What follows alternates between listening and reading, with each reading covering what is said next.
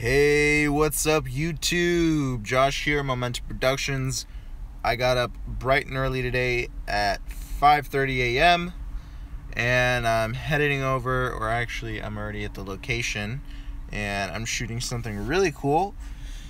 I've never done a live stream before, and this is exciting. So now I get to talk to you guys for maybe about 15-20 minutes before I get on the shoot.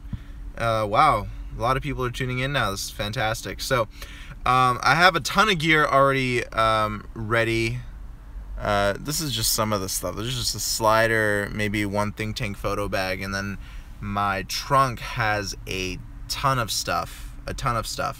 So the type of gear that I usually like to bring with me on these kinds of shoots, this is basically like kind of like a commercial. So it's promoting luxury, it's promoting living the good life, you know? So the type of gear that I like to bring with me to showcase that kind of stuff, I like to bring steady cams, glide cams. I brought my Came TV Argo, I brought my glide cam with me, right? I brought some lights in case we are going to be doing some interviewing, which I think we might not do, I'm not sure.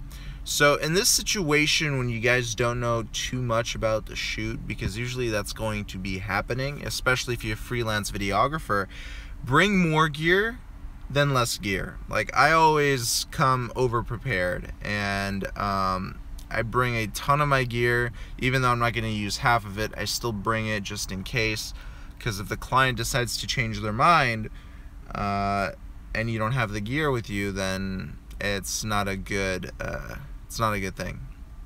Duke Greer says, thanks for doing these videos. Well, thank you, Duke, for watching, man. It's because of you guys that are supporting this type of content that it's happening. So I appreciate it. So yeah, guys, I just wanted to hop on for a bit, maybe 15-20 minutes, talk to you guys, answer some questions live. Like, if you have any fears about this type of stuff, let me know, because a lot of the filmmaking stuff that I do is run and gun. Rarely is it planned too much beforehand. And I know, especially for people in Los Angeles, when you're dealing with clients, you are never going to have a set in stone schedule. Rarely that's the case, especially, well, at least for my line of work, I never have a set in stone schedule. So I have to be prepared regardless, you know. That's why I always bring too much gear with me. Now, it is important that you bring a ton of batteries. I have so many batteries with me, it's ridiculous. The last thing you want to do is run out of power. And once you run out of power, that's it. The shoot has to be canceled. You can't do anything more if you run out of power. So I literally have like a half of my case is dedicated to batteries. That's how bad it is. So I have a ton of batteries from all my cameras, all that type of stuff, like my microphones, even some of my lights have batteries, my slider has a battery, all that stuff. So I think we got a question coming in from Duke. Calvin Wolf says, good luck, Josh. Thanks, man, I appreciate it. Duke says, welcome. I have a lot of questions. I do photography, but a few videos, but been asked to do video weddings now, and I have a Canon 6D and a 70D. 60 and 70D, those are good cameras. So what's your question, my friend? Like, what are you trying to learn when it comes down to doing wedding videography? Let me know. I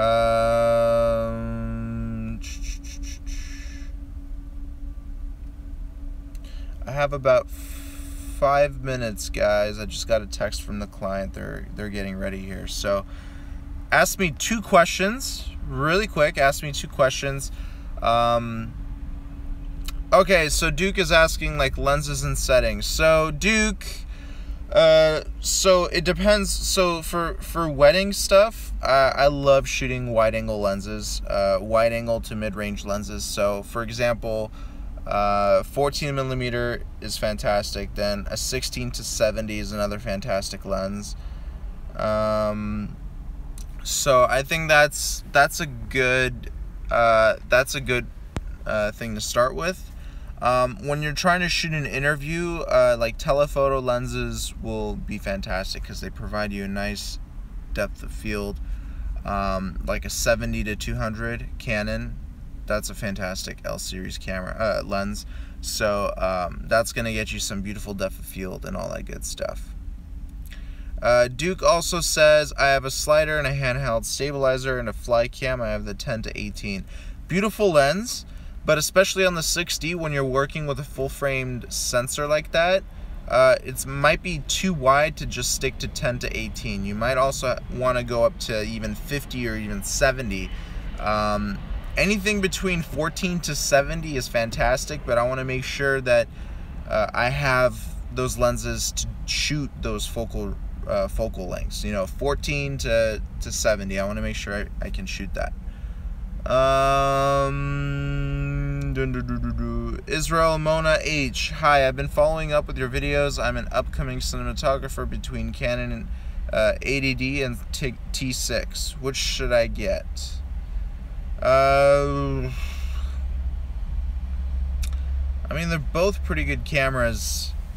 My advice for you is to go on YouTube and look at comparison videos when it comes down to low light.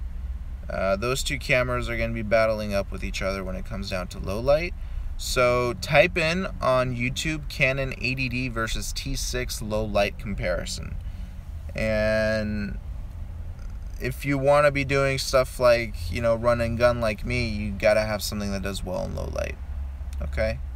So guys, I'm sorry I have to log off now. I thought I could be on with you guys for maybe 20 minutes, but the client is ready and needs me to start setting up. So I just got a text message from them. So please continue leaving comments in the comment section below, because maybe I'll go live a little bit later after the shoot. So that would be fun. So yeah, you can hear airplanes in the back, huh? Alright guys, thank you for watching. Continue posting questions, and we will talk in a little bit. Sorry I have to rush, otherwise I could have talked more about the specs of the cameras with you, but yeah. Alright guys, I'll talk to you soon. Thanks for watching. Bye bye.